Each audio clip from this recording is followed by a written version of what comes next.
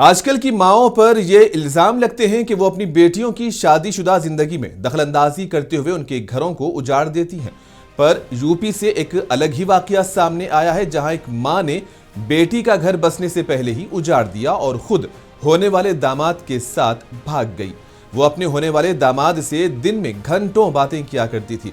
शौहर को शक तो था, लेकिन बेटी की शादी करीब थी, इसीलिए वो कोई झगड़ा नहीं चाहता था। पर यह नहीं मालूम था कि वो अपने होने वाले दामाद के साथ ही भाग जाएगी।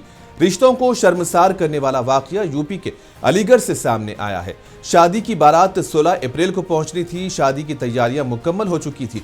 हल्दी, संगीत और रिश्तेदारों की मुलाकातें सब तय थी, लेकिन शर्म, इज्जत, मुआशरे, शौहर, बेटी और खानदान की परवाह किए बगैर एक मां ने अपनी बेटी की उम्मीदों पर पानी फेर दिया। बेटी ने मां के खिलाफ कार्रवाई की मांग की है। फिलहाल पुलिस स्टेशन में गुमशुदगी की शिकायत दर्ज कराई गई है और पुलिस मसरूफ तहकीकात है।